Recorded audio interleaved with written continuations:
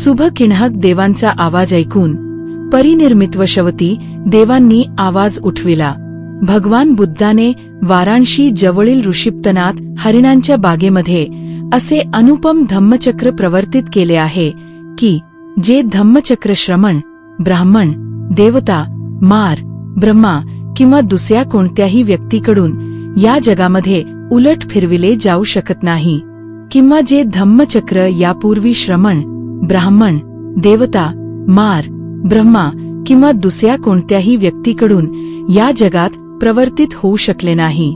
वेहब खल देवांचा आवाज ऐकून ब्रह्मप्रिषद देवांनी आवाज उठविला.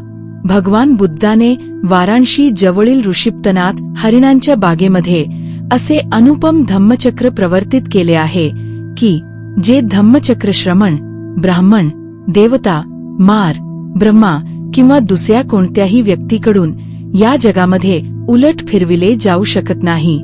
किंवा जे धम्मचक्र यापूर्वी श्रमण, ब्राह्मण, देवता, मार, ब्रह्मा किंवा दुसऱ्या कोणत्याही व्यक्तीकडून या जगात प्रवर्तित होऊ शकले नाही.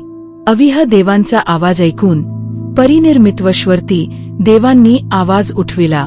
भगवान बुद्धाने वाराणसी जवळील ऋषिपतनात हरिणांच्या बागेमध्ये असे अनुपम धम्मचक्र प्रवर्तित केले आहे की जे धम्मचक्र श्रमण, ब्राह्मण, देवता, मार, ब्रह्मा किंवा दुसऱ्या कोणत्याही व्यक्तीकडून या जगामध्ये उलट फिरविले जाऊ शकत नाही. किंवा जे धम्मचक्र यापूर्वी श्रमण, ब्राह्मण, देवता, मार, ब्रह्मा किंवा दुसऱ्या कोणत्याही व्यक्तीकडून या जगात प्रवर्तित होऊ शकले नाही. अत्तन देवांचा आवाज ऐकून ब्रह्मप्रिषद देवांनी आवाज उठविला. भगवान बुद्धाने वाराणसी जवळील ऋषिपतनात हरिणांच्या बागेमध्ये असे अनुपम धम्मचक्र प्रवर्तित केले आहे की जे धम्मचक्र श्रमण, ब्राह्मण, देवता, मार, ब्रह्मा किंवा दुसऱ्या कोणत्याही व्यक्तीकडून या जगामध्ये उलट फिरविले जाऊ शकत नाही.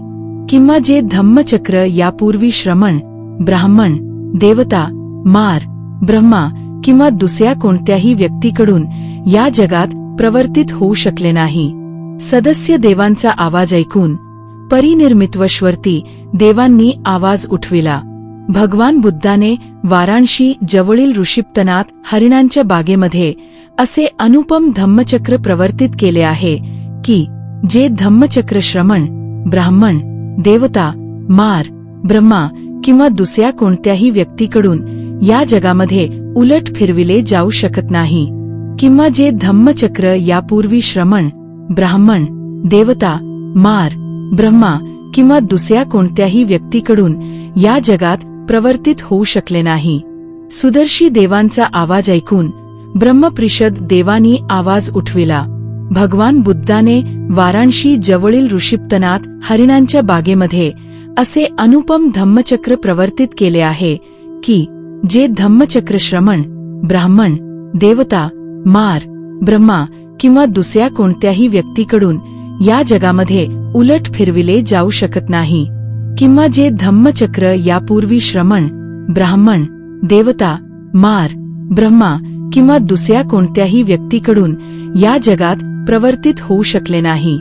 अशा प्रकारे त्याचवेळी आणि त्याच क्षणी हा आवाज ब्रह्मलोकांपर्यंत पोहोचला आणि 10,000 ब्रह्मांडे डगमगली, कंप पावली, डळमळू लागली. देवतांच्या तेजापेक्षा महान तेजायमान असा विशाल प्रकाश जगात निर्माण झाला. त्यावेळी भगवंताने उद्गार काढले, आहा, कौंडण्याने जाणले, खरोखर कौंडण्याने जाणले. या कारणामुळेच आयुष्यमान कोंडण्याचे नाव अज्ञान कोंडण्य असे पडले. या सत्यवचनामुळे सर्वत्र नेहमी कल्याण होवो. भवतु सब्ब मंगल. साधु साधु साधु.